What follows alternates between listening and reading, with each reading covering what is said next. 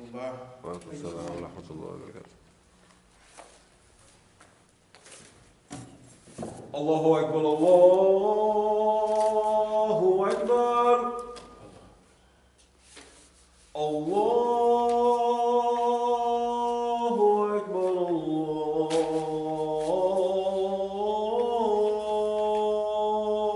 الله أكبر أشهد أن لا إله إلا الله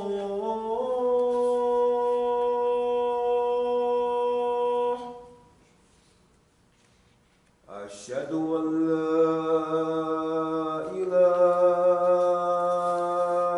إلا الله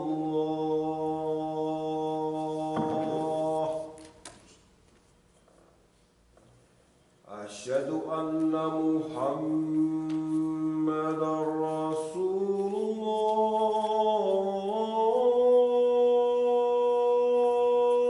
الله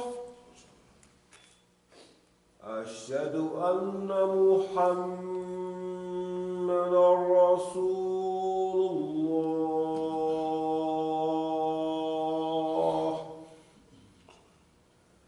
حي على الصلاة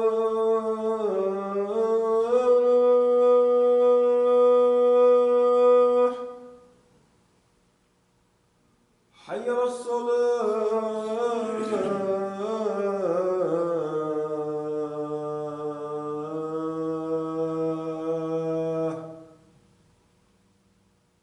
حي على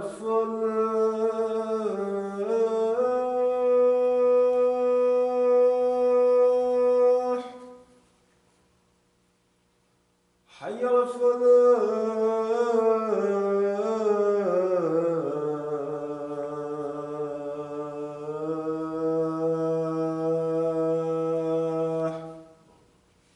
الله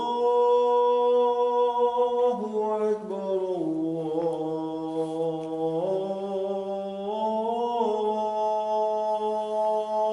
الله أكبر لا إله إلا الله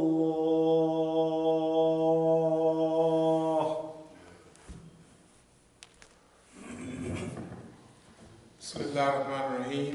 الحمد لله نحمده واستعينه واستهديه واستغفره ونؤمن به جل وعلا ولا أكثره وأشهد أن لا إله إلا الله وأشهد أن محمدا عبده ورسوله أرسله بالهدى ودين الحق ليظهره على الدين كله ولو كره المشركون.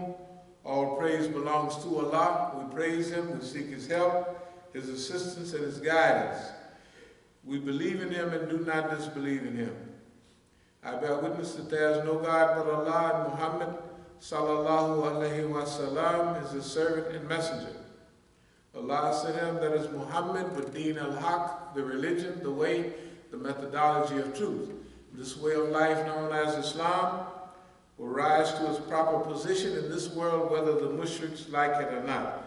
Amma ba'd, fa inna asdaqal hadith kitabullah wa awtaqa al-ura kalimatul taqwa wa khayrul milali milatu Ibrahim wa khayrul sunani sunatu Muhammad sallallahu alaihi wasallam wa ashraful hadith dhikrullah وأحسن القصاص هذا القرآن وخير الأمور أوازموها وشر الأمور محدثاتها وأحسن الهدي هدي الأنبياء وأشرف الموت قتل الشهداء وأما دلالة بعد الهدى وخير الأعمال ما نفع وخير الهادي ما اتباع وشير أما الكلام. The Prophet ﷺ said the most truthful of discourses is Kitabullah, or the Book of Allah. The most trustworthy word is taqwa, or fear of Allah. The best of the communities is the community of Prophet Ibrahim. The best way of life is the Sunnah of Prophet Muhammad sallallahu alaihi wasallam. The remembrance of Allah is the most glorious of all things. The best of all narrations is Quran. The best acts are those requiring the highest degree of will and determination. The worst acts are those based on innovation. The best way of life is the one adopted by the prophets of Allah. The most glorious death is the death of the martyr. The most wretched blindness consists of going astray after finding the right way. Best acts are the ones that yield benefits. Best guidance is that which people may be able to follow. The worst blindness is the blindness of the heart. Bismillah ar-Rahman ar-Rahim. Inna Allaha ya'muru bil adli wal ihsani wa ita'i dil qurba wa yanha anil fahsha'i wal munkari wal baghi ya'idukum la'allakum tadhakkarun. Allah commands justice, the doing of good, and liberality to kith and kin, and He forbids all shameful deeds and injustice and rebellion. He instructs you that you may receive admonition. Bismillah ar-Rahman ar-Rahim. فَمَنْ يَرِيدِ اللَّهُ أَنْ يَهْدِيَهُ يَشْرَحْ صَدْرَهُ لِلْإِسْلَامِ. Those whom Allah in His plan willing to guide, He opens their breasts to Islam. This is a very good, well, there's no such thing as this is a very good ayah, but some just kind of stick to you. The reason we read these two ayahs is related to what's called part of the khutbah should be tawsiyah bit taqwa, to encourage people to move towards taqwa, or doing of good deeds. And the other is to remind us about the beauty of Islam. And that reminds us of yesterday, a brother said, I went by a place to get some dawah material and they don't have any. He said, the Muslims are not doing dawah anymore. I said, of course, we mentioned that to him over a decade ago, that the system is trying to scare you to death and put you on the defensive. So you won't be proud of Islam and go out and say Islam is good for you. Islam makes you a better life. Islam do this, Islam do that. People have been ran into a corner on all levels, except us, of course. And so they're not out calling people to Islam. Boy, I'm telling you, Wami and the Saudis used to spend billions of dollars on flyers. You could go by and pick up $10,000 worth of flyers and a couple of boxes and go on about your business. You know, anywhere, anytime, all the time. And they ain't printing them no more. Why? Because they have been ran into a corner. They have been made ashamed of Islam. Bismillah ar-Rahman ar-Rahim. Ya ayyuha alladhina amanu attaqullaha haqqa tuqatihi wa la ta'mutuna illa wa antum muslimun. O you believe, fear Allah as He should be feared, and do not die except as a Muslim. Aqulu qawli hadha wa astaghfirullah li wa lakum.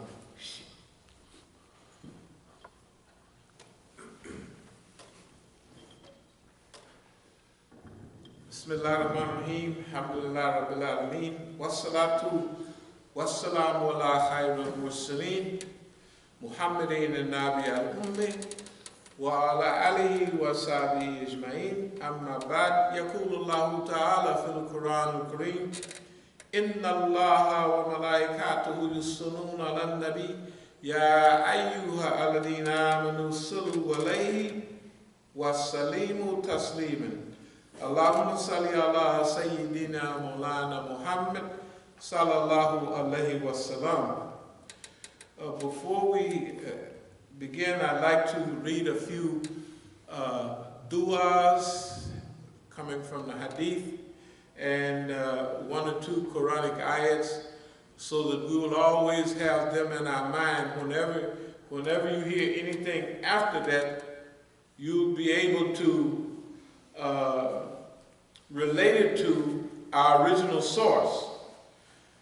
Because in Oakland, the not so brilliant people out there at that time, they accused me of being arrogant. You are arrogant. Well, they didn't say that. They said, you are arrogance. They wrote in a paper. And forget about spelling and stuff like that. It's not important. But, and then they said I was arrogant, but they say, you don't treat your subjects well. I said, boy, these people don't really know what they're saying. They're calling me arrogant. Then they talking about the people like y'all are subjects. You know what subjects are? They're like servants, slaves, or they are under the domination, like even a king or a big. So they don't make sense, but I never try to make sense out of them. I don't mind, but I took one thing and I wanted to make sure, because they was relating to what I say to the European. The more I talked about the European and how we beat him and slap him around, the madder they get. Good God Almighty. You could see them in the audience. They jump up and start hollering. And don't let me say, well, and the European is the one that introduced us to drug dealing. No, he didn't. No, he didn't. And then you say little simple things and everybody know, yeah, he's the one that introduced drugs into the community to break up the black movement, I'm in Oakland and everybody knows that in Oakland. That's one of the seats of the black movement. You arrogant. I said, I'm talking about the European, not about. And I'm saying, yeah, I'm Superman. I just slapped the white man around. I do this. Well, we know the source of all that. We always relate where we're coming from. That's psychological warfare. That's talking to him crazy. That's not saying that we Superman and fly backwards and all that. That's what we're telling him. If he believes it, he's a fool. You know what I mean? But that's what psychological warfare is. You use psychological warfare. So I want to read a few ayats. A few hadith and then a couple of ayats. It's related on the authority of Abdul ibn Masud radiallahu anhu, the Prophet sallallahu alaihi wasallam said this supplication, O Allah, I seek your guidance, piety, chastity, and independence of the creation. That's in Sahih Muslim. Another hadith, O Allah, I seek your health, chastity, reliability, good disposition, and a willing acceptance of destiny. A willing acceptance of destiny. So you're asking, kulakan or kulakin is conduct, characteristics, akhlaq. That's the root word, you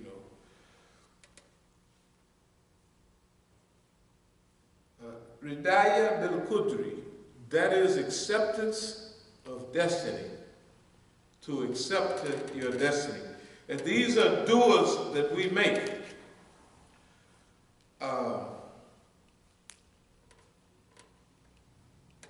Another one, O Allah, enable me to appreciate the value of gratefulness to you so that I do not ever become slack in it, to observe your remembrance frequently, to follow your recommendation and remember your commandments. O Allah, I seek of you all the good of this world and the hereafter, of that which I know, that which I don't. I seek protection in you against all evil of this world and that of the hereafter, of that which I know and that which I don't know. O Allah, I seek of you the good that your bondsman and messenger, peace and blessings be upon him, asked of you. And I seek protection in you from evil against which your bondsman and messenger, peace and blessings be upon him, asked. In other words, the people ask, what should I ask for? Because I don't know exactly what to ask. He said, ask for what the Prophet, peace be upon him, asked. So that was, and so I'll continue to another one. So when you don't know what to ask for, just go to the du'as and find out what the Prophet ﷺ asked. You know, if you can't figure out exactly what you know you need general protection against certain things, but then if you ask, "Oh Allah, I seek of you the good of your Prophet Muhammad sallallahu alaihi wasallam, peace be upon him, and ask of you, and I seek your perfect protection against all the evil that your Prophet, peace and blessings be upon him, asks protection from. It is you alone to whom help may be sought. To reach the destination and achieve the ends depend upon your mercy alone." So this is something that we want you to keep in mind as we move on into the future and we get to talking and sound like we're talking crazy. Remember, we're talking crazy to the system and we scrambling up their brain. And we discombobulating them. Now, you'll see as we go along that we're not doing a bad job. Don't pay no attention to what the people run and hide and say. We are not doing a bad job. And we'll, your forgiveness, and we seek your protection against all sins, guidance to all virtue, grant paradise and deliverance from hell. Remember, to achieve the goal or to do anything, we know all of that comes from Allah subhanahu wa ta'ala.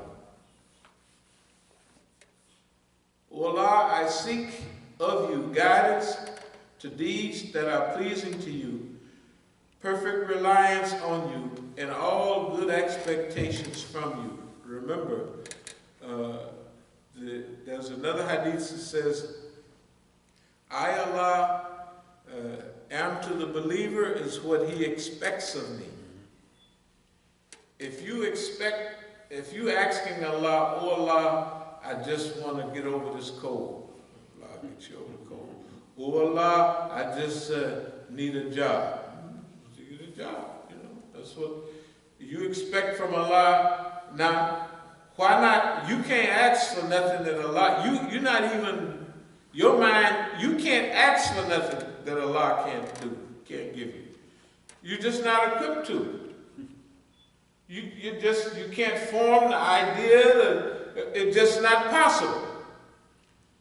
As the other hadith say that Allah can give you 7 heavens and 7 earths, all individuals on the earth, and it wouldn't have no effect on Allah. In other words, the universe that we know about, now you can't, the size of the universe, the time it takes, the speed of light, some things are out in the universe over 200-300 light years away. And now light years, if I get into it, it'll just traveling at the speed of light. I'll put it this way, the sun is 93 million miles away. And it takes the speed of light at 8 minutes and 20 seconds to reach here from the sun. That's traveling at 186,000 miles per second. And it still takes 8 minutes, 20 seconds. That's 8 minutes and 20 seconds, time 186,000 miles per second, time 60, is it 20? One of them numbers is out there. Right? So what would I look like trying to explain the universe? And Allah can give you all of that and heavens that you don't have no idea about. Dimensions that you can't, He can give each one of you 7 of those. And me too, I get 7 of my own. And it don't affect Allah, and there's 8 billion people in the world, and He can do that to them. And He can give the animals the same thing if He wants. To talk about Allah as unlimited, that's just the beginning of who Allah is unlimited. So we ask Allah for everything. O Allah, I seek your guidance to deeds that are pleasing to you, perfect reliance on you, and good expectations. And we already remembered about health, achievement, good manners, and forgiveness. And one says, O Allah, I seek your health with faith, and faith with virtues and manners. Achievement of goal and felicity. Not only you reach the goal, but you happy to get there. And you happy on the way. You know, like you may have a goal of getting a $500,000 house or $1 million house, but you work so hard, you're not happy getting there. And then you're so tired, you can't do nothing but go to the house and go to sleep. You know what I mean? So we want to be happy doing the work and getting there. And all I will seek of you a faith which is ingrained in the heart, and a true belief which I know that only the affliction destined for me shall come to me. The only thing's going to hit you that's going to hit you. Remember, we talked about that before. And a contentment with whatever you have allotted me of worldly resources. I mean, when some people start talking about resources and we're going to mess up your money or do this, you already contented with what Allah give you, and can't nobody take, you know, that's what the saying is, that ain't nothing going to hit you that wasn't meant to hit you, and ain't nothing going to miss you that was meant to hit you. That's the way it is. And contented with that. Remember we talked about tafweed, delegation of our affairs to Allah, and then rida, being pleased with what Allah give us? That's what all these hadiths are talking about. It's kind of a tawakkul, like trusting Allah. There's one hadith, one beautiful dua that I don't read for myself. And it says, O Allah, be gracious to me by alleviating all my hardships. It is easy for you to alleviate all hardships.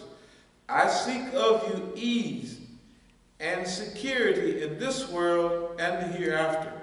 Okay, I don't read that for myself. Why? Now, if I was a slave on a plantation, you know, working just for the white man or something, that'd be my favorite dua. Oh Allah, relieve me of this work. And they said niggas don't like work. Well, if you come from people that worked on plantations picking cotton for somebody else, and then after slavery you worked on a job working 10 times as hard for 1/3 of the money, you'd be averse to work. You know, why do I want to work? They said Negroes is lazy. You'd be lazy too if you didn't been, your job here was to work hard for nothing. So why would you want to work, right? That's a lazy nigga. He always hide. Well, of course he hide. Just like at the penitentiary, boss man come by, we breaking or whatever we got to do. As soon as the boss man go by, we go back and get under the tree or do whatever we can. Why should we want to work in the penitentiary? It's the penitentiary's place, right? So why would you want to work in a world where you don't get nothing for your work?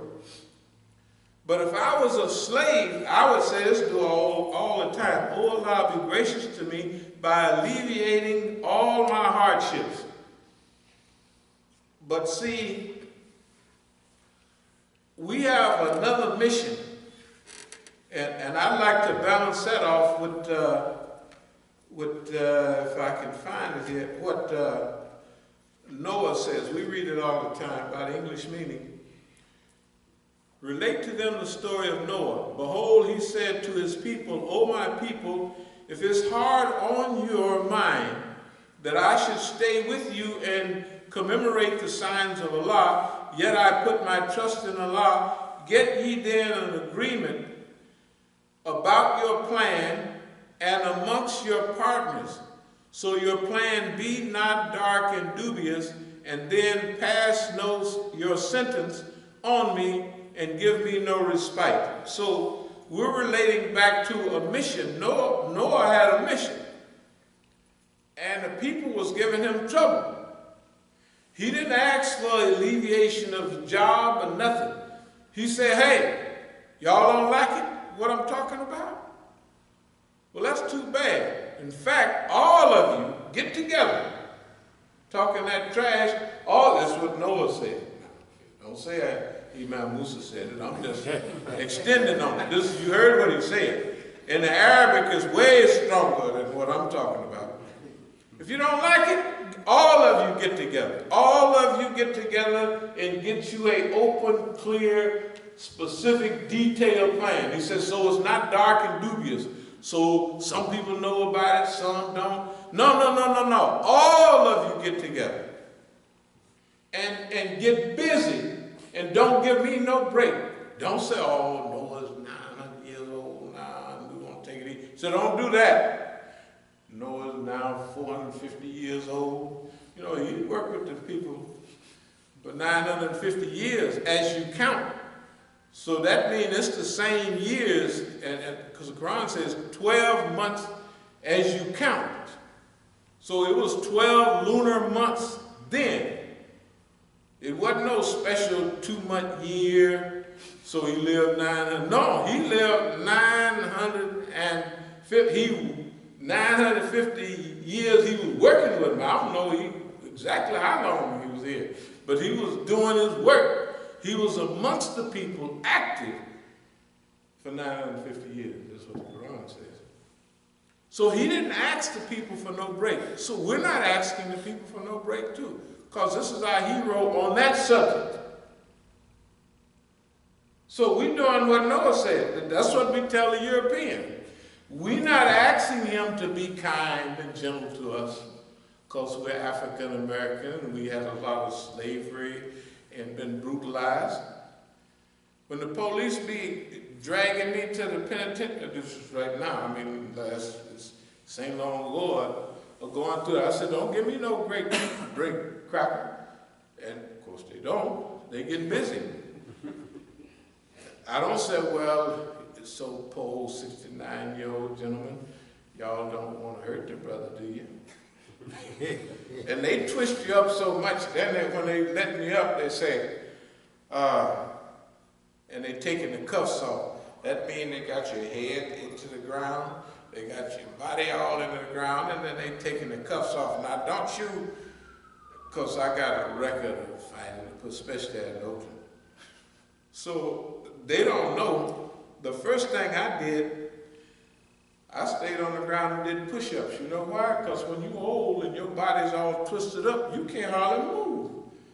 I couldn't have jumped up and fight them because I had not arthritis, but twisteritis. They done twisted you up so much. You know, when you're old and you sit in the car too long, you gotta walk a little bit, you know. So imagine you being brutalized for I don't know how long. You can't jump up. When we was young, we jump up, brrr, fighting, get knocked in the head. That ain't nothing. Brrr. You can't do that when you're old. So I did me about 30, 40 push-ups to get my body back to where I could stand up. But I ain't gonna ask him, don't y'all treat your brother like that, he getting old. No. And then the other thing, but whether we let thee see in thy lifetime, O prophet, the fulfillment of some of what we have promised them, or whether we cause thee to die before its fulfillment, thy duty is no more than to deliver the message, and the reckoning is ours. Okay, this deals to do with what they will deal with you, say, according to work that you have to do. This is the way I translate it right now for myself. They have so many people around causing trouble, and they mess up your family and social life so much They figure that if we can make you see that it ain't gonna, nobody ain't gonna do nothing about what you doing, and they don't care nothing about all the work you, the property, they say you work, the niggas gonna sell all that property and do this. That's to make you quit working. But see, the Quran says Allah don't waste the work of the believers. So, see, you stick to this Quran, they got so many tricks and schemes they use on you. Hey man, we used to have a saying in the dunya that there's too many ways to be a fool to duck them all. In other words, some guys was real good with women, so women couldn't trick them. Some guys, but they was gamblers. All the money they get, they go to the gamblers. You know what I mean? Some was slick on drugs, big time drug dealers, so you couldn't run no drug schemes on them. You know what I mean? And they made big money.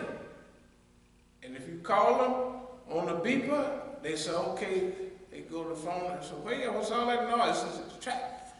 They out there at the dog track or the horse track giving all the money they took from you. So this is like in life, we used to say, it's too many ways to be a fool to duck them all.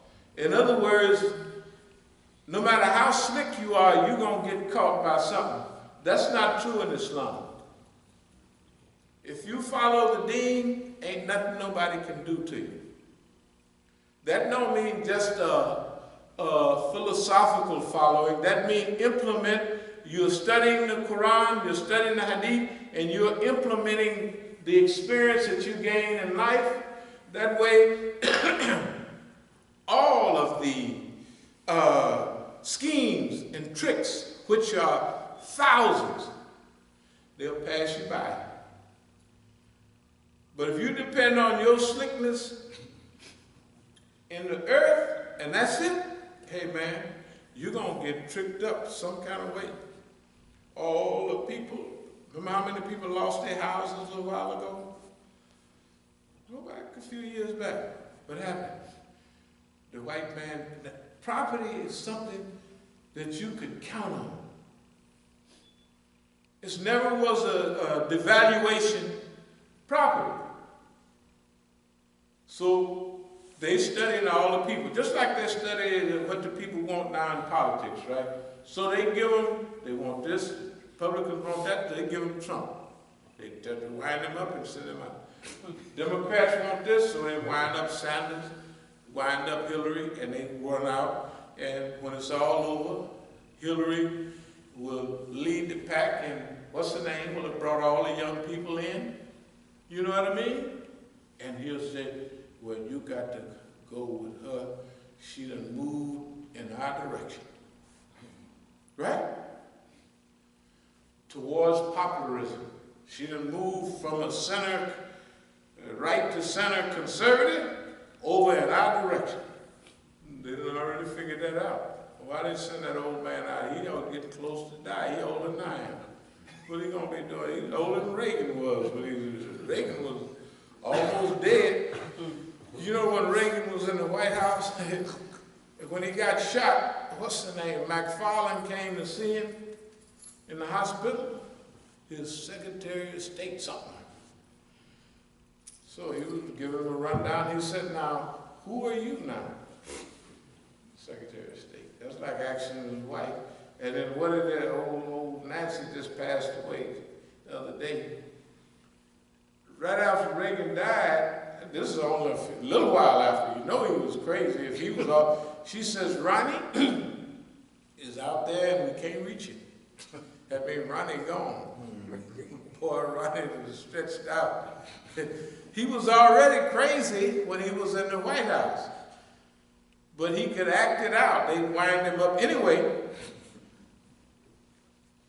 you have to stay focused on this because everybody's got their schemes. If you're not grounded in Quran and the Sunnah, one of them schemes is going to hit you. Okay, if you're grounded in Quran and Sunnah, the schemes can hit you flush, right in the face. and they're going to glance off because that's what Allah wants them to do. But if you're dependent on your own, you're going to miss. So this is telling the prophet that whether I show you in your lifetime, right, or I postpone it, where you don't see none of it hardly. You don't worry about nothing. It's your job to preach openly and clearly. That's what your job is.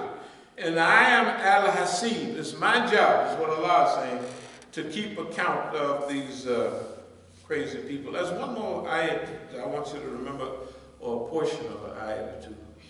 Hence, leave me alone with such as give the lie to this tidings. That means to the Quran. We shall bring them low step by step, without their perceiving how it has come about.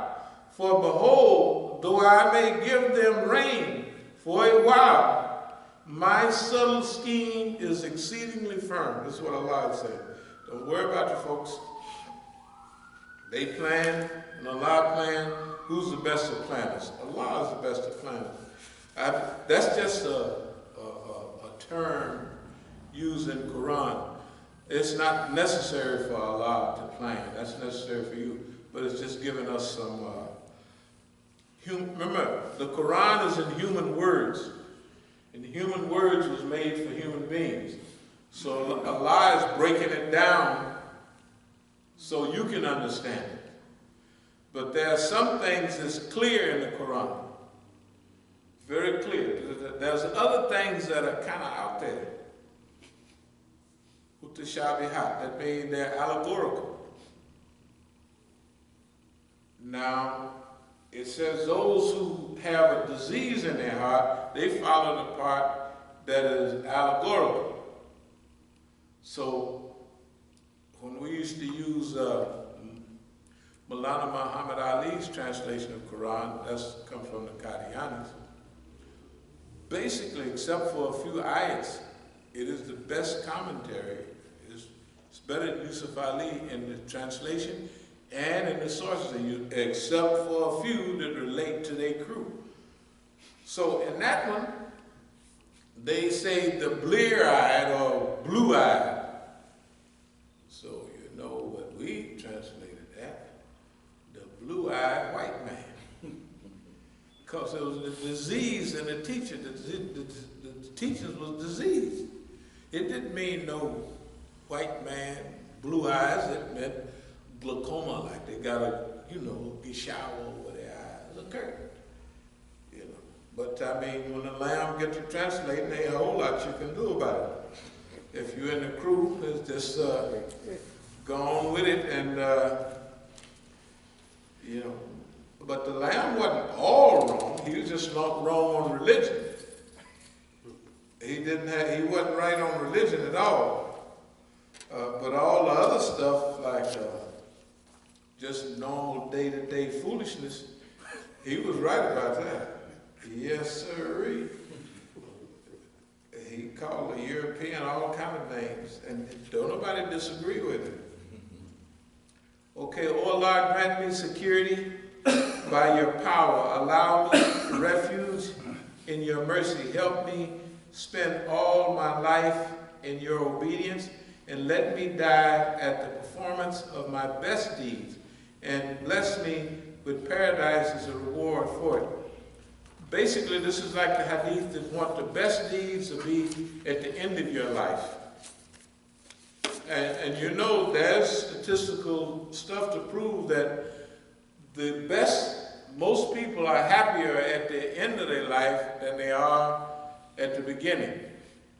I don't know, because see, when you're young, you always worried about what everybody else is about. Like my kids, Daddy don't come with those workout clothes, you look homeless.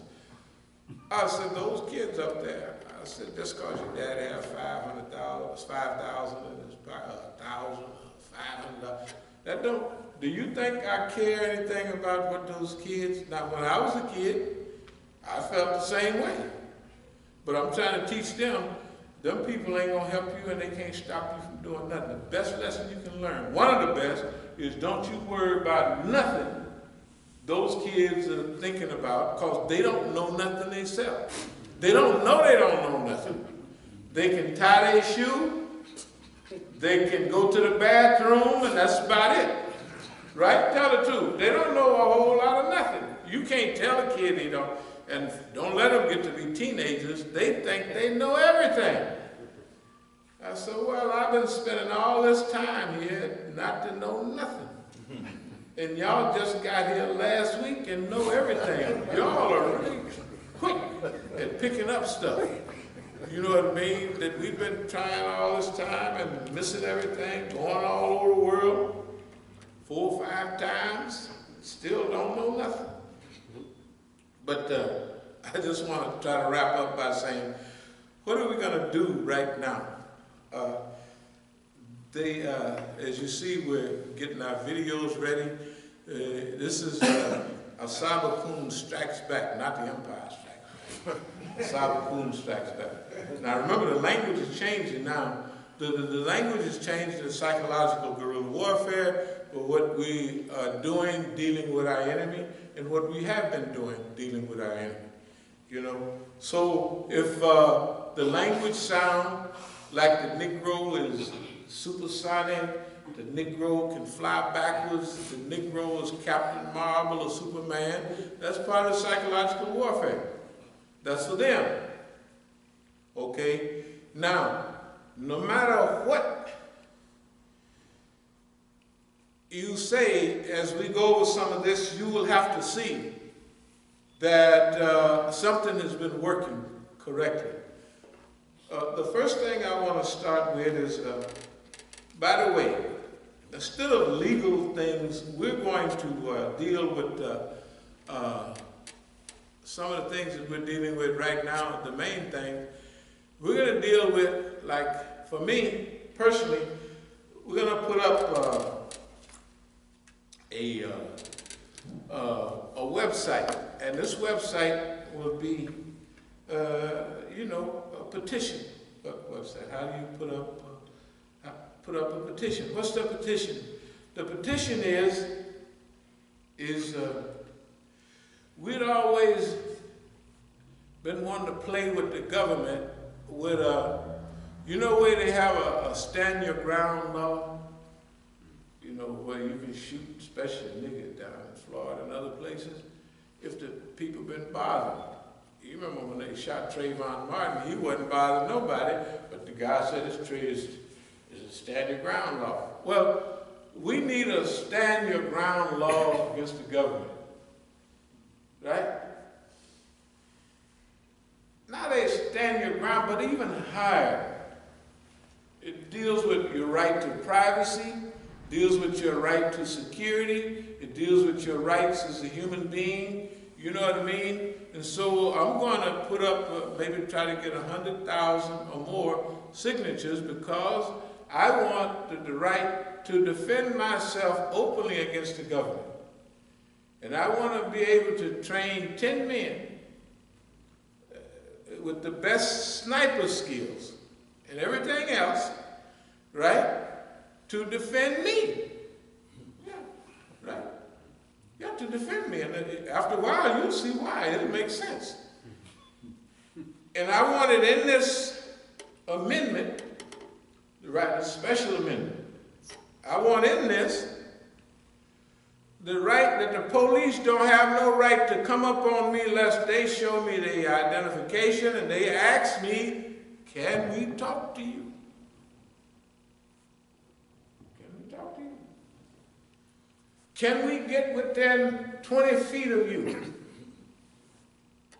And in that amendment, they are prohibited from reaching for their gun or talking crazy or want to search me or do anything. Now, I have enough paperwork to give you, that's not all I'm asking for. I'm at a right to carry a gun too, and a big gun. Any gun that the government or the army can have, I can have. Okay? Okay, so let's deal with a few. Why would I ask for something like that? There's a few little things over there. This is the latest sabotage, death threats against Imam Musa, and now grand larceny of Masjid al-Islam accounts. This is a good article. They talk about some of the struggles we went through and we go through, and it's a custom and it's a habit for us. And then it says down at the end, in recent months there have been a spat of attacks against committed Muslims, starting with the massacre of members of the Islamic movement in Nigeria, where more than 1,000 followers of Sheikh Zakzaki were slaughtered. That's December 12th and 13th. This was followed by the barbaric execution of Sheikh Al-Nimr by the Saudi regime. Imam Abdul Alim Musa faces a similar challenge in the U.S. Now, look who they're hooking you up with. See, this is the way the Muslim world look at us. See, the guy said it can't. I don't know who Imam Musa is. Well, he's not paying attention. You remember I showed y'all this last little while ago? This is a centerfold in the biggest newspaper in Tehran. You think the feds, the FBI, CIA didn't read it? Do you know of any other Negro in world history that's been in the centerfold of a major foreign newspaper for the umpteenth time? This was in Farsi. When they had the big English publications, we had a big centerfold there too. Okay? So they was calling me, telling me from Oakland how you're not getting your message out. Don't nobody pay no attention to you. And on and on. So I said, this is Corporal Khadijah. People are still out. Poor Mukhtar. So I said, well, I'll be happy to listen to you. And if you happen to want to hear what's going on, I'll be happy to tell you. You ain't gonna get no more money because they stole money. I said, when you finish, I'll be happy to hook you up on what's going on. I say, not only are you getting the word out, I said, I just got back from Chicago the other day and people was rolling in the house. And when I was in California the other month, just before I went to Iran, the people was telling me, we just love you. I said, baby, they just lied, but at least they said it. They was acting like it. And then they give you a few dollars on the side, so when they give you money, I kind of tend that helps you believe them more. If somebody say, I love you, and they don't kind of make no move, that's a question mark there. Yeah, so everybody loves me. But if they say, Imam Musa, I know you drove all the way here. This is a hard trip. I'm sorry, I only have $3,000. Would you please take that? I said, oh, dry your tears. I'm going to take it, just don't cry, I know you. So you kind of believe them. And I said, and not getting the message out, I said, do you read the foreign press? I said, if don't nobody like me, I said, I had to tell the people, I had to denounce the kids at the biggest university in Iran last month. They had a 71, I think I showed some of y'all the pictures, 71st birthday. I was 71 on the 22nd. So they knew it. That means they know something about you. So after I gave a big talk a few days before, they just tricked me to come back over, and I walked in the room, and everybody, they had a cake and 71 on it. I still got the thing to show you. Happy birthday to you. I said, I denounce birthday parties. I denounce happy birthday, American birthday songs, and where's my part of the cake? They were just having fun, but they don't know any better, so I said, it's my job to denounce that Americanism, happy birthday stuff. Because I ate the cake like any good hypocrite would, you know what I mean? So I was just telling this crazy person, I said, what? And everybody hate you. I said, they might hate you. And you lied on us. I lied on your mama. See, it mentions them, how they went into the account, what they did, and the whole world knows about it. I said, y'all talking trash. I said, I've seen people that see y'all out there, and they walk up to you and say, boo, and y'all jump all up in the air and turn flips. I said, I don't do that. I said, I sleep just as good. I said, but how y'all sleeping lately? You in the town where I come from, and y'all enact the biggest fools in the world. Now here's another one. Remember this one? Imam Abdul, Alim, Musa facing death threats. That's June 3rd, 2014. And this crazy lady called me 2 days ago with all these death threats. And the number stays on your phone. You know what I mean? On your phone record, and it's her number, and they been making death threats with their number calling me 2 days ago with the thing saying that sabotage, death threats. I said, I ain't gonna call y'all crazy. Even one of the snitches said, that's stupid what they did because they've opened themselves up to getting killed. I'm not gonna bother them people. So whatever other people do, that's their business. But they the #1 clowns in the United States. This one, they making death threats and all kind of fitna. You know what I mean? And this is in Crescent. This is 17 languages is translated in. Armed intruders attacked Masjid al-Islam. That is August 2000, that's 2 months after the other one, 2014. This is the Negroes, everybody's saying, we done baited them now. We're saying, we put out a little thing, we're gonna have carnival atmosphere, we're gonna do this, we're gonna make fun of everybody.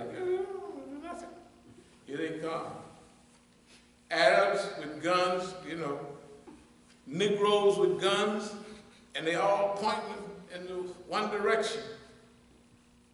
And so poor Mukhtar is so stupid. He wears a throat like that with the gun inside. You know you don't do that. You know, because you got to go through the pocket and good God Almighty. I said, these people, they got police training and they don't. I said, man, so one of the little boys, my son's friend, he picked Mukhtar up and body slammed him and the gun fell out. Because remember, they attacked me. Remember I showed you the shirt that was torn from the back? That's big old Khadijah. Then run up behind me and tore his shirt. Oh, it's a good God Almighty. Now, y'all, to this, it sounds real traumatic, right? It's not traumatic. It's just like I'm reporting it. It's fun. We set these schools up, and they came and did it. Everybody in the street, 12 o'clock, 12:30 in the daytime on Friday. All these guns out, and the Christians are saying, why'd they come to your church with guns? Then after, and everybody's looking, and it's on the stoplight, got one of them cameras pointing right at us. They don't send it. So finally, they can't get nothing. I know they're coming. I told everybody with me, you just come and just watch. And that's what happened. They actually out with guns. And this is an attempted Arab Zionist Negro takeover of Masjid al-Islam. They think they're going to take over our masjid. I said, y'all, this is crazy. So anyway, but they do that. Finally, the police come. What do the police do? They block up everything and leave them away, and they run away. The police tell them. And everybody with guns run off. And the lady up on the hill says, she's telling, there goes one of them, and the police is looking the other way. So everybody knows, you know what I mean? We set them up. Remember, we've been doing this a long time. They've been threatening us. They've been doing anything they want to us. So we got to set this. Remember, psychological guerrilla warfare means you got to set the stage yourself. And they don't think niggas can do it. So that's how we beat them every time. Because they underestimate the ability of the Negro to set up a comprehensive long-range plan.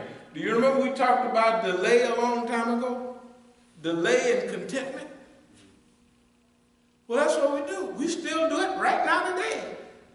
We still slap and spit out of their mouth right this minute. Let me get on a minute. So now, that's one episode. Then where's another one? Another one is, you won't believe it, they come to the Masjid and arrest me in the Masjid for trespassing. That's when they jumped on me out there. That's it is, just right here.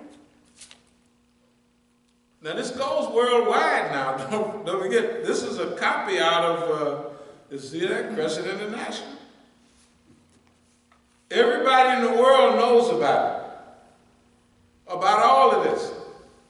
Not only discussions and phone calls and other articles, Imam Musa arrested and held in jail for 15 hours. That's September 2nd, because this come out September 3rd. That's when they took me out there and worked the brother over. Now, they arrest me, if I could find it, the thing says for trespassing. And here's the deed to the property right here. I got the deed 1 foot away. I say, the deed, this is my slave name right there, Clarence Ring, City of Oakland. This is the deed to this property, homeboy.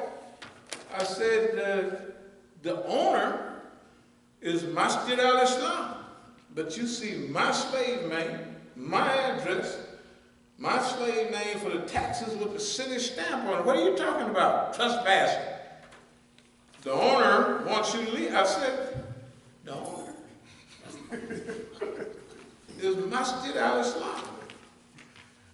So let me get to a few more. I'm going to show you why we have the paper trail to ask for personal security of our own.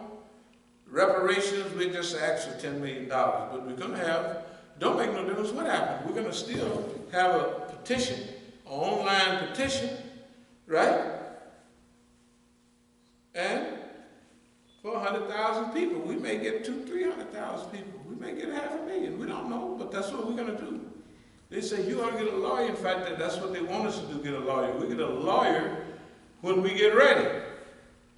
First, we're going to do what we know how to do. When you go through the law, you're going into their court.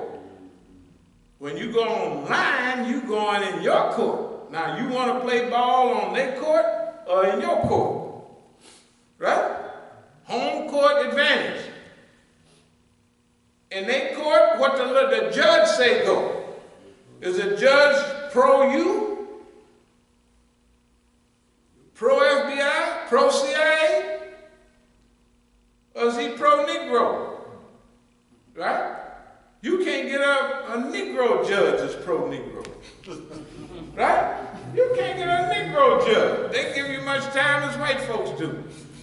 They don't say, well, I know you born and raised in the Southeast, wasn't too good over there. Schools wasn't no good. Police beating you upside the head every day, taking you to jail. So instead of giving you 25 years, I'm going to give you 5 years and a suspended sentence of how much time you do? I've been in jail now, Judge, 11 months. Well, you're going to get a 5-year sentence and time served. Talk like that. You had any Negro judge do that for you? Absolutely not. He said, time, prescribed. The law prescribes you, Johnny Jones, 25 years, and you getting 25 years plus 6 years special parole and your attitude. You should have been better. You know that this system is not for you, I'm giving you 6 more years to think about. After you done did that 25, which would be 25, you get a couple of years off. That's 22 years for that. Then 6 years, we get 2 years off of that. So you're going to be gone, boy, 27 years. How old are you now? Oh, Judge, I ain't but 19. I can't do all that time. Well, son, just go on up there and do all you can. That's what they do. This is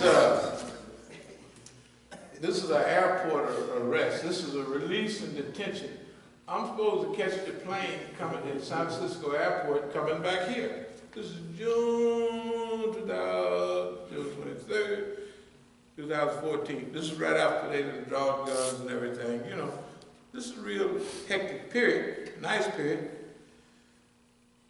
So I'm getting on the plane. I done went through super security. Look at here. I know y'all don't have, see all these S's? That's as many S's as you could get. Security, security, security, security. All the time. This is me. All the time. So I go through that, then they put this little, they don't put that little seal on y'all. This is TASS's little seal. Now, if I get to the plane, and when they push the ticket thing, if I don't have this little seal from TASS, although I went through all the jumping up and down, you gotta go back. So anyway, I get to the plane, rather. I'm walking on the plane, just come back to me. You stand over there. I said, do what? So I followed. I stand there for a few minutes. I said, just a minute, is there some reason, shouldn't I put a dunce hat or something on? You know, and sit in a corner, or what the hell am I doing standing here?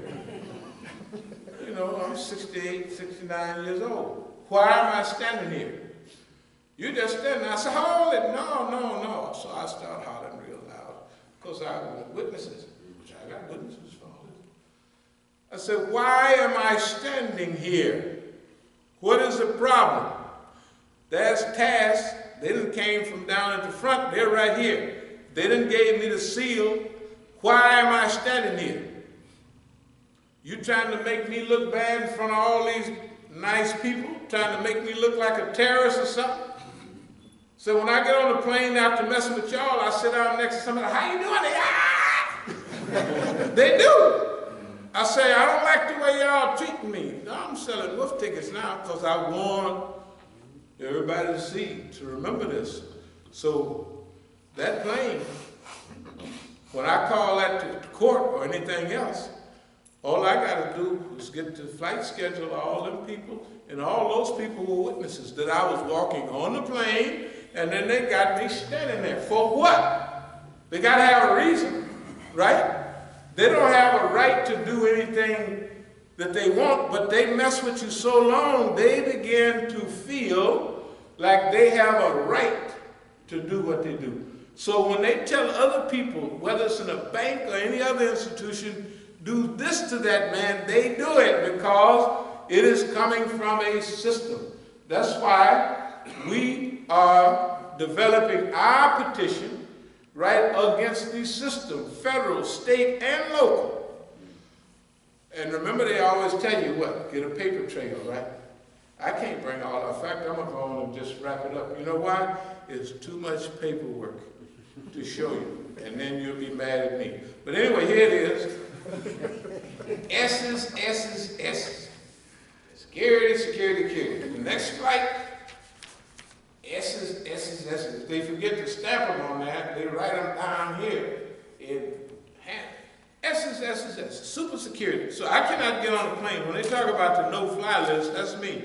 I cannot get on a plane without going through this house. So I get there 3 hours early. If I get there an hour and a half early, they're going to stall. Because I get there 3 hours early, they're going to stall an hour and a half anyway. So I just get on the plane in time. Because when my name come up, it has what to do. Okay, this is the one. Imam Musa denied re-entry to the U.S. from South Africa, 9/4/13. Okay, I showed you the booklet. We didn't have a beautiful program in South Africa. the best drug treatment program in the world. It's called Raouf, you know, in South Africa. We played a part in starting that in '98. And then it has developed, I mean, they have countryside estates where they have a masjid, have a place to stay, you know what I mean? They have dhikr circles, they have workout places, they have all that. You can go there and just stay there. It's a retreat. It's kind of a spiritual retreat, the dhikr and all that stuff. It's a drug treatment program. They have that now all over South Africa. Because when they invited me to speak, remember I showed you that picture and it looked like I was running for president. It had Raouf welcomes Imam Musa, right? These people telling me everybody hate me. I said, why they have a banner? They don't have no banner for you. Don't know how everybody had no banner. You ain't even got no invitation to walk around the corner. But so, of course, when I was in South Africa, they filmed it all, they put it on TV, but we talked about the drug trade and the Americans. Oh, the Americans were so mad. When I got to the airport in Johannesburg, got my flight ever ready to go, check performed by flight 207, September the 13th, Custom Marines, do not board customer received from regulatory authority. You can't board the plane. I said, I ain't never heard of nobody. An American citizen, valid American passport, cannot go back to denied entry into. We're not denying you entry into your country. We're denying you entry onto the plane. I said, well, you know, a nigga could swim, could jump in the ocean down there and swim up to the coast. Yeah, of Africa, right in between Africa and everything. You can swim right up there. You get in, you can jump off in Cape Town, and you can swim 7,000 miles or a rowboat. So they said, well, you got to go to see to the American Embassy. So I went to the American Embassy, and they say, no, big fat guy comes out, everybody come out with guns and everything. I said, man, these guys look like the guys on TV, you know, them guys who wear their guns strapped down. They don't usually hang around the embassy. So then a big fat guy, he says, yes, you're supposed to go to see the consul general, not the embassy. I said, well, where's the consul general at? He said, oh, well, I happen to be the consul. I said, he's sitting there waiting on me, huh, brother? I said, well, can I get on the plane?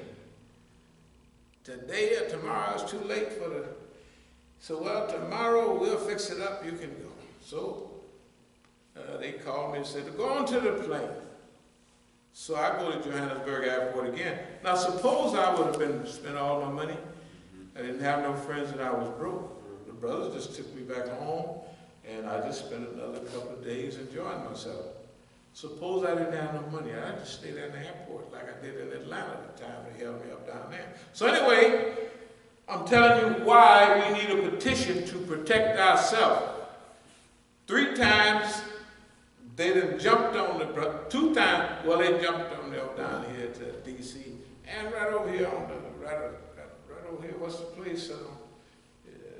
Right 6th precinct used to be there. I don't know. So they got busy down there. Now, see, to you, it might be bothered you to get booked up by the police. It don't bother me because I've been doing it so long, plus it's a part of the job. It's a part of the job. If you want to talk about white folks and make a fool out of them, you think you're going to do it for free? I mean, really, think about it. You think, do you think, and you're going to put the videos all over the world, and you think you're going to do that for free? I mean, realistically, you got to realize, what job am I going to do? Well, what time I get up to go to that job? What time of work clothes I'm going to wear? You know, right? So when you're dealing with this job here, when the system has scared all the Muslims to death. To get to the point, you know why this is our job? It had to be somebody to show the Muslims that they could do it. Here's what's been happening. In Jahiliyyah, when we got real big in drugs and we know it was time to go, we drew all the heat off everybody else onto ourselves. So all the young niggas was getting big and getting plenty of money, and I was taking all the heat.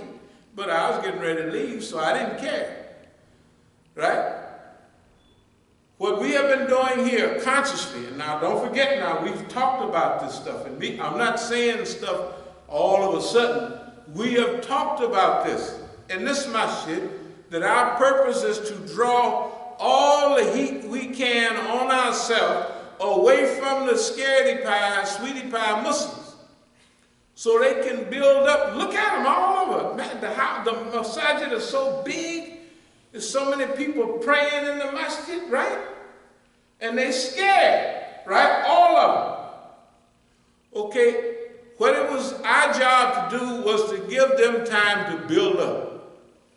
They have built up. Now it's time to show them that this can be done. If we can take hassles in the airport, if we can take whippings and beatings and money getting stolen, and I can't tell y'all, this stuff has been going on for decades on a daily, semi-daily basis. All the time. We have it recorded. It's archived. We have been doing our job all the time. Systematic record keeping. And now, as we show the people what we've been dealing with this attitude, right, with this body, you ain't never heard me come up here, oh, the white man is doing this. I just say, oh, the cracker boy, he didn't have this. He been rolling today, but we done stuck our foot in his behind, because it's true. We got this cracker at the biggest disadvantage he's ever been in his life. And the Negroes calling me, telling us, I said, I'm sorry. I say, y'all is the scaredest Negroes, and we're going to do this in the masjid. I said, go on down there. Your people, make it easy for them to find you. Go stay paranoid. They should be paranoid. Drawing guns on people, messing up the property, and doing all that in front of everybody. What was their goal? Their goal was to provoke us. In order for the police to kill you, in order for them niggas to kill you, that's what every meeting was out there in Oakland. That's why I told all my friends, you cannot carry, I had to point my finger. I have lost friendship with my family because they don't believe in this stuff I'm talking. If niggas pull guns or talk about it or act like it, what would you do? Would you go to somewhere? Would you go to a Klan meeting with Martin Luther King? Heck no. You'd go with Malcolm X. Yeah, I'll go down there. Yeah, but we're going to be ready for it, isn't that right? Here we are, totally non-violent. Why? Because psychological guerrilla warfare. We have arranged each and every one of these events. We arranged them all. And we talked about it here before. And we talked about the process. All you got to do is go back through the videos and CDs for the last 15 years. Especially the last 10 years. And especially the last 5 or 6 years. Detailed? How can they ban you from Europe? Well, from England, right? UK. Why would they ban me from UK? Because it's English speaking. Everybody want me to come over. As soon as I get an email saying, come on over, we got a big program. Next thing I know, people calling me from London said, Imam Musa, did you know that you was just banned from the UK? I said, ban?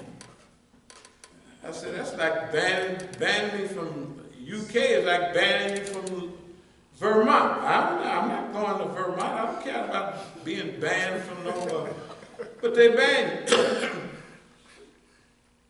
I get so many violations. This right here, you know them flowers that you always see around there?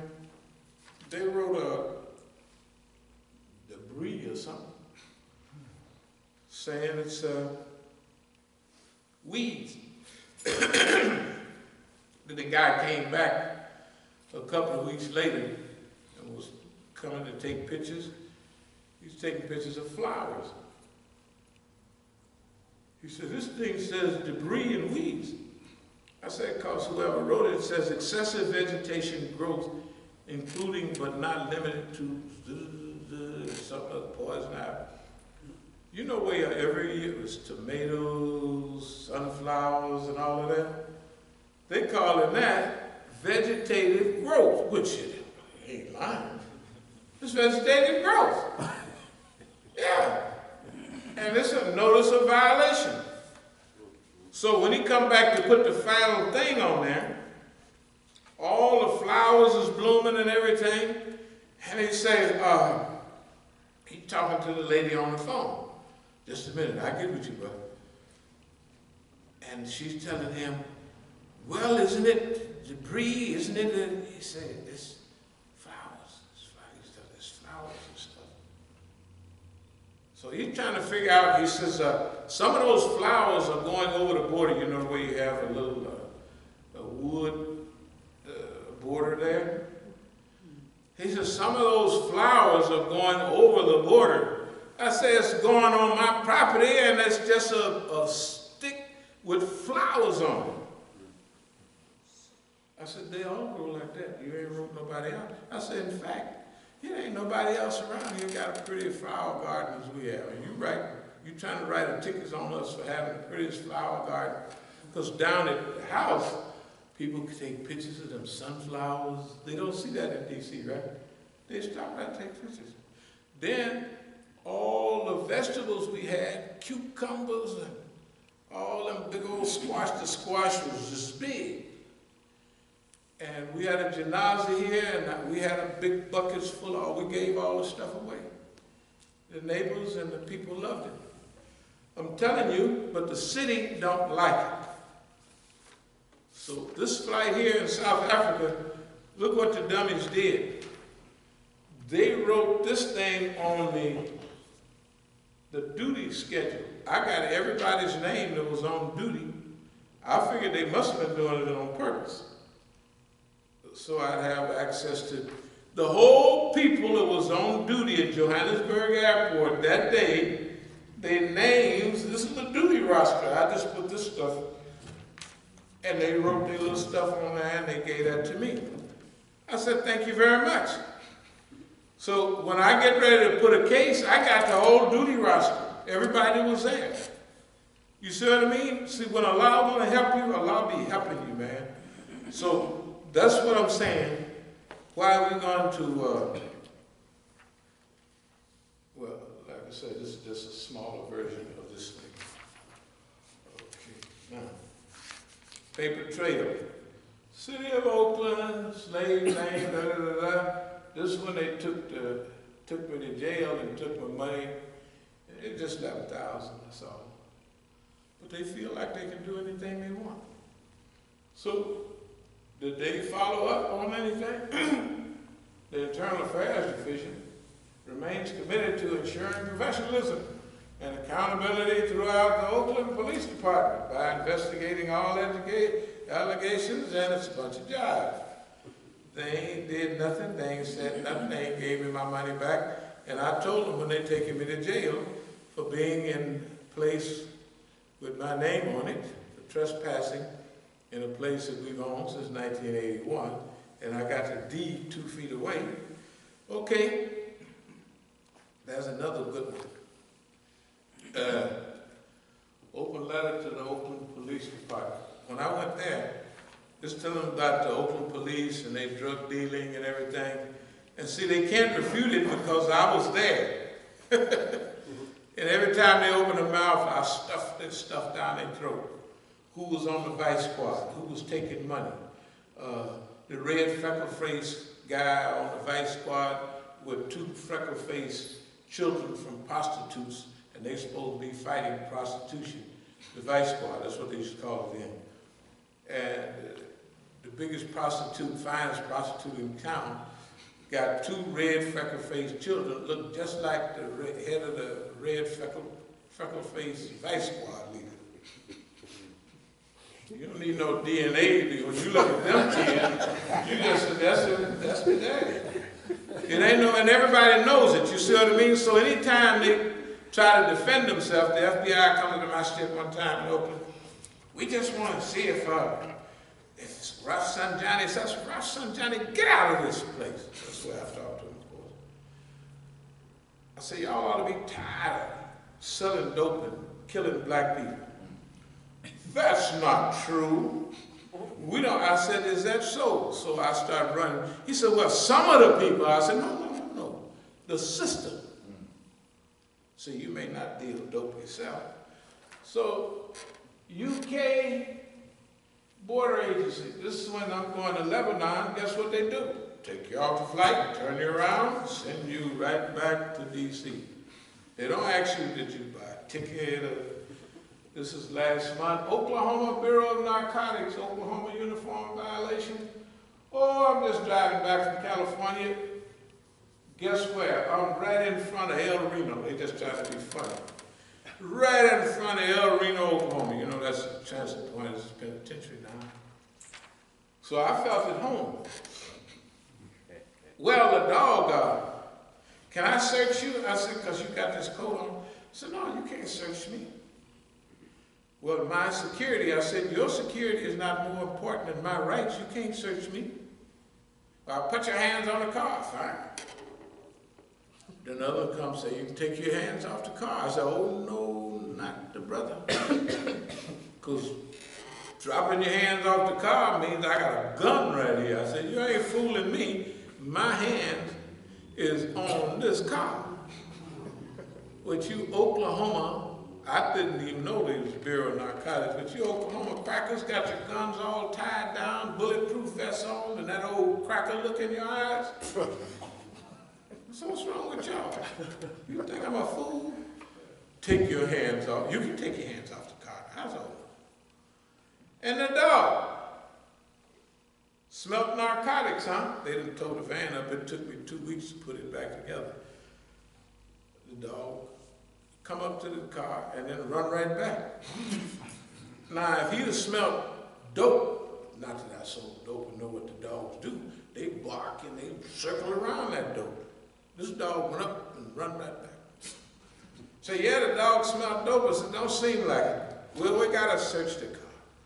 So they search all of it. But it's the Bureau of Narcotics. But they feel like they can stop me and do anything they want to me. Now you got to remember, I've only got, this right here is a 5150, Alameda County Medical Center. You know what this is? 5150 means that when I got to Oakland, with this flyer here talking about the Oakland police, I come off the highway Wednesday night and I showed this to Mukhtar, and I went home, because I drive, and I went home, went to sleep. When I got up in the morning, the police is outside, and they drive on off, and I just drive on like I'm going to run. And they pull over, they said, you seem like you're a threat to yourself. I said, a threat to myself? You drive down the street, how am I being a threat to who? Well, you got up a little close to us. I said, well, that's a speed bump. You stopped at a slow down the speed bump. I said, I haven't been up this way in a long time. And you slowed down. They must have put a speed bump there a month or two ago, because I've been here for 60 years or something. I said, you just put the speed bump here. So I pulled up on you just because you slowed down. Well, we're going to send you to John George. You're going to go see John George. John George is one of the first black councilmen in Oakland years ago. So I said, John George is dead. I John George. That's a homeboy friend of mine. John George is the crazy house. That's what they call the crazy house. So they took me to the medical center, San Leandro Hospital, on what they call 5150. 5150 means they can arrest you for having psychological problems, but they can't give you no case. So they can arrest, I'm telling you, they do anything to me they want to. I have the paperwork here to prove it. So they take me up to the hospital. Then they take me to the crazy house. And I have fun up there. I have a whole line of people I'm doing counseling at the crazy house. So I walk in the crazy house. First is the African brother right there as security. Imam Musa, what you doing here? I said, well, the brother just went off a little bit and the white folks want me to visit the crazy house here. So there's a nurse. I said, what church you go to? I go to Alim Temple. I said, would you call Reverend J. Alvin Smith and tell him that they got Miss Reams's boy up here in the crazy house? She called it. This is the biggest church in town, and we the oldest members. So she come back. Reverend Smith say he gonna be down here in a while. I said, don't worry. By the time he get here, I'll be gone. So I'm in the other part of the crazy house, and I'm having all these people. Some of them are, out that way a little bit, but I'm doing counseling. I got a line of counseling. I'm counseling everybody. But they say, it's time for you to go now. I said, I'm busy right now. You gotta get out of here. I said, y'all drag me up here, and then I get busy trying to help folks. Y'all ain't helping the people. The people is really, some of them is having real, this is the day my son died, and every time that birthday comes around, I have this. So I'm talking to all the people. I got a line of people. Okay. A verbal notice. This is another arrest. They arrest me, they let me go. This is another arrest, and they let me go. Yeah. In other words, they just arrest you, and I don't go to court or nothing. In fact, I don't go to court on nothing. They just send me, this is Las Vegas. I'm speaking in Las Vegas, getting ready to get on a plane. What's holding us up, lady? You just have to be quiet. I said, there ain't no sign here saying be quiet. What are you talking about? Well, I'm going to call the police. If y'all say, don't you tell nobody, get calling them. You have to be cooperative. I said, just a minute. I'm the customer. They work for me. I'm the customer. They work for me. Well, if you talk like this, ain't nobody going to want to get on the plane with you. I said, I don't care what they want to get on the plane or not. You can't do this, that, and other. Well, if you keep on, we're going to arrest you. You got to be silent. I said, show me a silent sign around here. You can't do nothing to me, talking about silence. Of course, off to the Las Vegas jail, but it's paperwork. I'm trying to tell you why we doing this. I got too much stuff to tell you, so I'm not going to overboard you. What I mean to say is, we got paperwork after paperwork after paperwork. This is the same as the other, but what does it mean? When I was at Johannesburg, I just told them, the second day I came back, they said, you can't get on the plane. Now, I used to sell dope, and I used to have these roots. I said, okay, homeboy, go on the internet, get me a ticket. Johannesburg, Rio de Janeiro, Mexico City, TJ, Tijuana, Mexico. You can walk across the border. Since they can't stop me from coming in the country, I take a reverse route, right? And I'm going the other way, right? Not into the U.S. I'm going to Brazil, Rio de Janeiro. from Rio de Janeiro, Mexico City. That's one of my old routes I used to take, reverse route. From Mexico City, you fly up to the border, Tijuana, and you walk across the border. I'm a citizen. They said, okay, you can get on the plane. I said, I thought so. So anyway, brothers and sisters, without taking too much time, I'm going to wrap it up. What is all of this about? This is about each people knowing what struggle that they have to take part in.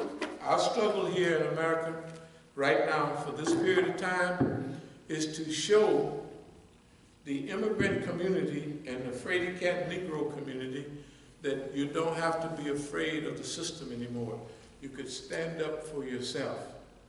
If we can go through all of this, do you notice how caring them is? If somebody stumped their toe, oh, they hollering on the news. Oh, the police has infiltrated the Masjid in New York. I said, y'all is crazy. They ain't infiltrated, they run it. You know, they run it. But if we can survive all of this and thrive with no sticking right to the hadith.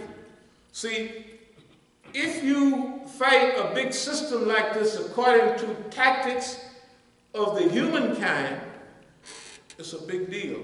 But if you fight a system according to Quran and Hadith, it's small potatoes. The Americans is the one going crazy. The government is the one going crazy. Why? Instead of flushing me out and making us do violence, they went overboard. They did all this. One thing, remember, agent provocateurs provoke you to fight, then they can shoot you down. Why? Because everybody in the program, none of my friends came, everybody in the program was, Mukhtar's my friend, was police niggas. And they all buzzed all out with guns. So I tell my friends, I said, you can't bring no guns here. We're going to whoop them. We already got them going. And you can see on some of the videos, it says, we got them going. And I'm going to close with this. These people are so stupid. They was trying to make it look like I'm the troublemaker. They said, Imam Musa, and I got it on tape. See those special license plate and that sticker you got in the window? That is a government sticker. And it's a special sticker. I took pictures of stickers. You know the stickers y'all got in the window, DC. See there? It says taxation without representation. I said, would you repeat that again? I said, so I got them saying, I said, so this license plate, taxation without representation, and this sticker in the window means that I'm a government agent. Yes, I said, would you repeat that one more time? And I'm taking a picture, right? So I said, wait till I get to D.C. and tell the brothers what you idiots just said. Y'all are not even crazy. You would have to work 10 years of hard study vigilantly to become crazy, to become stupid. I'm telling you, the sticker we all got from D.C., right? All the license plates say, taxation without representation. And everybody, right, on the driver's side got a sticker in their window. 2005, 2015, 2017. Got your VIN number on it. I said, that's my code number right there. See that VIN number? That's my code number. Yeah, when you call that into the FBI, they know it's me, which they do. But it's a joke. Can you imagine, and I'm going to close, how hilarious this stuff is that's been happening? It's all in black and white. It's all here. Brothers and sisters, we'll close with this. We caused this to happen. That's what psychological guerrilla warfare is. You just have to be patient long enough to carry it out. And you have to not have any fear of these people. right? You can put them in check. And for your own life, brothers and sisters, while you're here, you might as well live the life you want to live. Because when you die, you're gone. And you're going to be on the other side. Now, if you want to live a certain type of life, might as well live it. I mean, as long as it's halal, good life. If you want to fly airplanes, go fly, study how to fly airplanes. You want to be an astronaut, go study how to be an astronaut. If they don't let you get on their astronautical program, then you and some other brothers can develop your own program. That's the way niggas did in the past. You can't play music in our place, and niggas made better music than them. Isn't that right? You can't play in our league, the Negro League was better than the White League. Isn't that right? Isn't that right? They sanction you and they make you better. The way they helped Iran was by sanctioning. The way they helped black people, remember in the old days when we had black music, black culture, black. It's the best culture America ever had, right? And the only time things went bad was when we integrated with them, right? Now we got a flat, dumb culture. Hey, nigga, I'll blow your brains out, nigga. What's wrong with you, right? Isn't that right? That's the white folks' influence on the Negro mind. We didn't used to talk like that. That's white folks influencing us. Pedophilia, they talk about everybody used pedo. I said niggas didn't pedo. If you went to the penitentiary when I first started going, as a pedophile, you'd have knots all over your head. Is that true? Ask any old person. You couldn't be no pedophile amongst us. Talking about, you mess with a 2-year-old kid or a 5-year-old, what, nigga? Hey man, do you know where they had them niggas in PC, protective custody? Isn't that my line, anybody? You couldn't do it. We done got funny because we've been with them all the time. Not that we don't like nobody, but they funny acting people. You know they funny, all their culture is funny. And now the Negroes funny acting. So we don't mind if they isolate us into Islamic culture. Be strong believers. Be what you want to be. Don't let nobody tell you about what you got to do. You're going to be here. You might as well live like you want to live. Try it anyway. Anything you want to try, try it. I mean, if it's halal, try it. If you fail, try it again. If people laugh at you, just keep on doing it. Eventually, you're going to succeed. If you don't, you're going to be better and smarter because you tried to do something, right? That's all our stuff is about. You see it work. I'm a Negro just like you. And I slaps these white folks upside the head in front of your face and then projected ahead. You done heard the khutbahs, right? About what we going to do to the cracker, right? And we have done it in front of your eyes. You can't say you don't know. If you've been coming here a few years, right, you done already heard us say, we're going to do this, we're going to do it. What happens every time you read a newspaper? We done did that. We done tricked old dumb cracker. And the dumb Negroes is dumber than him. Oh Allah, we seek their refuge from anxiety and grief.